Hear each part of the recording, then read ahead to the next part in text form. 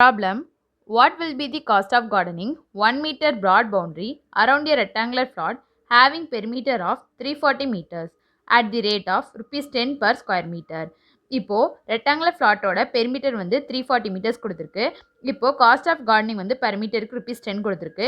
இப்போ ரெக்டாங்குலர் ஃப்ளாட்டோட cost of gardening எவ்வளோன்னு சொல்லிட்டு கண்டுபிடிக்கணும். இப்போ தான் கண்டுபிடிக்க போகிறோம். இப்போ perimeter of the rectangle formula என்னது 2 இன்ட்டு லென்த் ப்ளஸ் பிரெத்தா. இப்போ பெரிமீட்டர் எவ்வளோ கொடுத்துருக்கு 340 மீட்டர்ஸ் கொடுத்துருக்கா, அதான் எழுதியிருக்கோம். 2 into length plus breadth is equal to 340. இப்போது காஸ்ட் ஆஃப் கார்டனிங் தானே கண்டுபிடிக்கணும். இப்போ காஸ்ட் ஆஃப் கார்டனிங் கண்டுபிடிக்கிறதுக்கு first area of the boundary கண்டுபிடிக்கணுமா.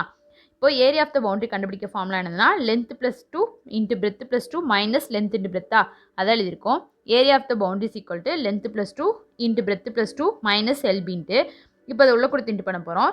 Length into breadth plus 2L plus 2B plus 4 minus LB. இப்போது plus LB minus LB get cancel. அப்போது 2 காமனாக எடுத்தோம்னா 2 into length plus breadth plus 4 எழுதுவோமா. இப்போது 2 இன்ட்டு லென்த் ப்ளஸ் பிரெத்தோட value வந்து 340 அதை சப்ஸ்டிட் பண்ணியிருக்கோம். ஈக்குவல் டு 340 ப்ளஸ் 4. இப்போ அதை ஆட் பண்ணோம் அப்படின்னா 344. அப்போ area of the boundary is equal to 344. இப்போ காஸ்ட் ஆஃப் கார்டனிங் தானே கண்டுபிடிக்கணும், அதில் இருக்கும். Cost of gardening is equal to 344 into இப்போ காஸ்ட் ஆஃப் கார்டனிங் வந்து பெர் மீட்டருக்கு ₹10 கொடுத்துருக்கா, அதான் இன்ட்டு 10 எழுதியிருக்கோம். இப்போ அதை இன்ட்டு பண்ணோம் அப்படின்னா 3440. இப்போ cost of gardening is equal to ₹3440. Option C is a correct answer.